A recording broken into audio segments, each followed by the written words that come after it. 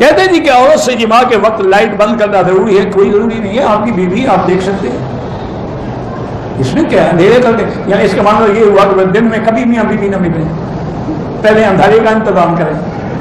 پتہ نہیں کہاں سے لوگوں نے بدلے کھڑے ہوئے۔ کہتے ہیں جی عورت کو تیار کرنے کے لیے پہلے اس سے طلاق یا کوئی جنسی باتیں بالکل کرنی جائز ہیں، کیونکہ قرآن بھی یہی کہتا ہے۔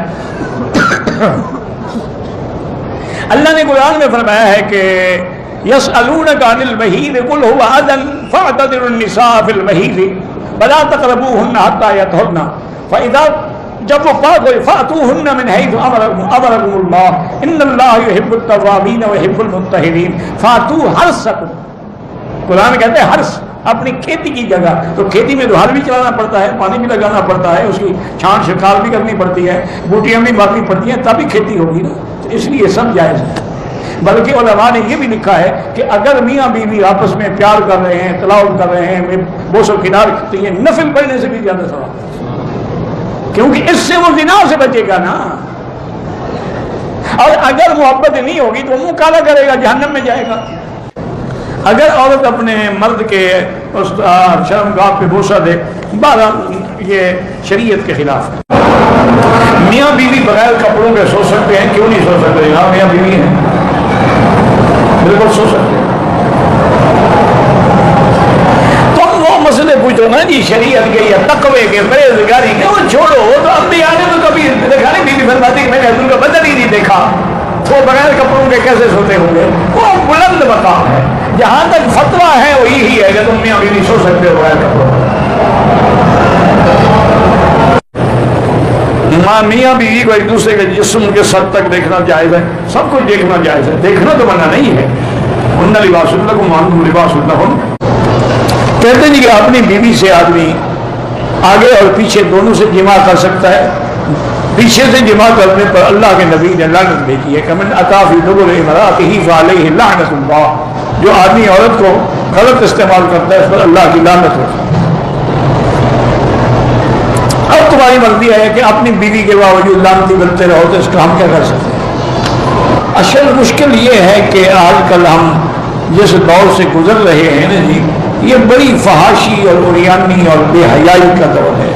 فلمیں ہیں، اچھا پہلے تو لوگ پھر بھی فلم دیکھنے کے لیے جاتے تھے، اب تو آج ہر آدمی کے ہاتھ میں جیب میں موبائل ہے، جب چاہے فلم دیکھ لے، جب چاہے جو چاہے دیکھ لے۔ تو اس وجہ سے یہ ساری بے حیائی پھیل رہی ہے، ورنہ آج سے 10 سال پہلے بھی کوئی مسئلہ نہیں پوچھتا تھا۔ یہ مسائل اب پیدا ہوئے ہیں کیونکہ فلمیں دیکھ دیکھ کے یہ سیکھ رہے ہیں۔ اور کچھ بدبختی یہ ہے کہ شیعہ نے اپنے کتابوں میں بھی لکھا ہے کہ جائز ہے، اور ان کے علاوہ بعض ہمارے یعنی مسلمان شیعہ بھی نہیں، انہوں نے بھی اپنی کتابوں میں لکھ دیا کہ جائز ہے۔ انا للہ و انا الیہ راجعون۔ اللہ تبارک و تعالیٰ سے دعا کریں کہ اللہ ہمیں مسلمانوں کو، ہر کلمے پڑھنے والوں کو، مرد عورت کو گناہوں سے محفوظ رکھیں۔ کہتے ہیں کہ بعض اوقات بچہ دودھ پی رہا ہے، اس وقت بھی خاوند اپنی بیوی سے مل سکتا ہے، لیکن بہتر یہ ہوتا ہے کہ ایسے حالات میں نڑی نہیں، چاہے بچہ دودھ پینے والا ہو، اس کے دماغ میں ہر چیز آتی ہے جو کچھ تم کر رہے ہو۔ وہ ایک کمپیوٹر ہے، اس میں فیڈ ہو رہی ہے ہر چیز، وہ بول نہیں سکتا، لیکن بڑا ہوگا اور پتہ لگے گا میرے باپ کا یہ حال ہے۔ اگر دو بیویاں ہیں میری، ایک ہی کمرے میں، ایک دوسرے کے سامنے میاں بیوی ہم مشترکت نہیں کر سکتے ہیں، دوسرے کو ایذا پہنچانے کی اللہ نے اجازت نہیں دی۔ ایک ہی وقت میں 2 یا 3 بیویوں سے جماع کر سکتے ہیں؟ نہیں کر سکتے۔ کیوں نہیں کر سکتے؟ اگر اللہ نے تمہیں طاقت دی ہے کر سکتے ہیں۔ اور یہ تو حدیث میں بھی ہے، میرے آقا جب حج میں تشریف لا رہے تھے تو ساری بیویاں ساتھ تھیں، اور آخر میں آپ کی 9 بیویاں تھیں، 11 سے نکاح ہوا لیکن آخر میں 9 تھیں، وہ 9 کے 9 بیویاں ساتھ تھیں۔ حضور مدینے سے ذل حلیفہ آ گئے، وہاں قیام فرمایا، رات گزاری، تو اسی رات میں حضور نے اپنی ہر بیوی کے ساتھ جا کے مجامعت کی تاکہ سنت بھی پوری ہو جائے اور احرام سے پہلے سب کے خواہشات نفسانی بھی مٹ جائیں۔ تو اگر یہ ناجائز ہوتا تو حضور سب سے کیوں ایسی بات کرتے؟ جائز ہے۔ کوئی آدمی عورت کے ماہواری کے ایام میں ہم بستری کرے، وہ گناہ گار ہے، توبہ بھی کرے، صدقہ و خیرات بھی کرے، قرآن کے خلاف ہے۔ یسألونک عن المحیض قل هو اذى، حیض حیض کی حالت میں عورت سے ملنا فرمایا اللہ نے پلیدی ہے، تکلیف ہے، فاعتزلوا النساء فی المحیض، بالکل دور ہو جاؤ، حیض کی حالت میں ان کے قریب نہ آؤ۔ اچھا یہودی تو یہ کرتے تھے کہ اگر عورت حیض میں ہو ان کے گھر بھی نہیں آ سکتی تھی، دوسرے کمرے میں رہتی تھی، برتن بھی دوسرے، کپڑے بھی دوسرے، کھانا بھی الگ، ہر چیز الگ۔ لیکن اسلام نے کہا کہ نہیں، یہ سزا نہیں ہے، اکٹھے رہ سکتے ہو، بیوی کھانا بھی پکا سکتی ہے، میاں بیوی کھانا اکٹھے کھا سکتے ہیں، بلکہ ایک بستر پہ لیٹ بھی سکتے ہیں، لیکن جماع کرنا جو ہے وہ حرام ہے۔ اور یاد رکھیں کہ حیض کی حالت میں جماع کرنے سے دونوں کو ایسی ایسی بیماریاں لگتی ہیں پر جن کا دنیا میں علاج ہی نہیں۔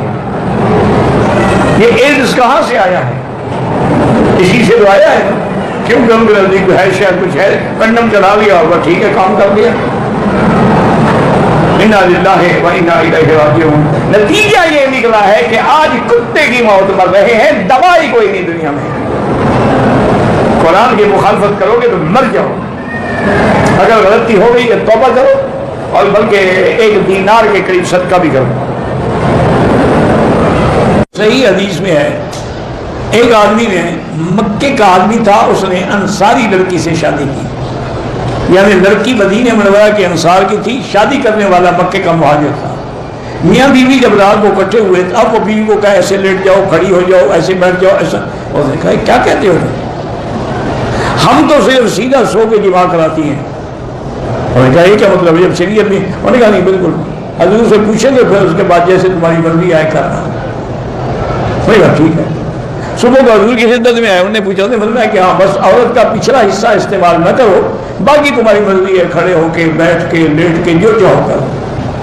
فاتو ہر سکم اناشی، تو یہ میری بیٹی ایسے مسئلے ہوتے ہیں، کوئی اس میں یہ بات نہیں کہ میں کیوں جواب دیتا ہوں، یہ دینا پڑے گا، ورنہ وہ تو ساری زندگی میں چستے رہیں گے۔ کہتے ہیں جی کہ میاں بیوی ملنے سے پہلے دعا، کپڑے اتارنے سے پہلے دعا مانگ سکتے ہیں، اللہ وجنب الشیطان اللہ وجنبنا ما رزقنا، یا اعوذ باللہ پڑھ لیا۔ 5 نمازوں کا ذکر ہو گیا الحمدللہ۔ اب اللہ نے فرمایا کہ وَمِنَ اللَّيْلِ فَتَهَجَّدْ بِهِ نَافِلَةً لَكَ، نماز تہجد، اس کا پہلا حکم تو آیا تھا سورۃ المزمل میں کہ اللہ نے حکم دیا تھا، پہلی صورتیں ہیں قُمِ اللَّيْلَ إِلَّا قَلِيلًا، ساری رات عبادت کرو، تھوڑا آرام بھی کر لو۔ پھر فرمایا نِصْفَهُ أَوِ انقُصْ مِنْهُ قَلِيلًا، آدھی رات آرام، آدھی رات نماز۔ پھر یہ بھی تھا کہ چلو آدھی رات سے بھی کچھ کم، یعنی 2/3 رات کے آرام اور 1/3 نماز۔ تو جب یہ حکم آیا تو حضور بھی عمل فرماتے، صحابہ بھی عمل فرماتے، لیکن ان پر بڑا شاک گزرتا، کیونکہ گھڑیاں تو تھی نہیں، تو خوف ہوتا تھا کہ بھی کیا واقعی ہم نے 2 حصے رات کے آرام کر کے 1 حصہ عبادت کیا، یا کم تو نہیں ہو گئی، زیادہ تو نہیں ہو گئی؟ اللہ نے پھر رعایت فرما دی کہ اب تمہاری رعایت ہے، فَقْرَؤْا مَا تَيَسَّرَ، جتنا ممکن ہو سکے پڑھ لو۔ اب آدھی رات یا 1/3 یا 2/3 جاگنے کی ضرورت نہیں ہے۔ اور یہ بھی سمجھ لیں کہ تہجد جو ہے صحیح حدیثوں میں جو ثابت ہے وہ یہ ہے کہ حضور پاک صلی اللہ علیہ وسلم 11 رکعت پڑھتے تھے۔ کیا مانا؟ 8 رکعت تہجد، 3 رکعت وتر۔ یہ جو ہمارے بعض دوستوں نے تراویح کو 8 رکعتیں بنا دیا ہے، یہ غلط فہمی ہے، اللہ ہدایت۔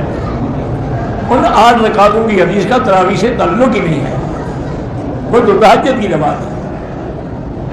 پھر تراویح ہم نے عشاء کے فوراً بعد پڑھنی ہے، تہجد تو آخری رات میں پڑھنی ہے، تو یہ کیسے 8 رکعت عشاء کے بعد فوراً شروع کر دیتے ہیں؟ کم سے کم اپنے مسلک پر تو قائم رہے نا، پھر آخری رات میں پڑھیں۔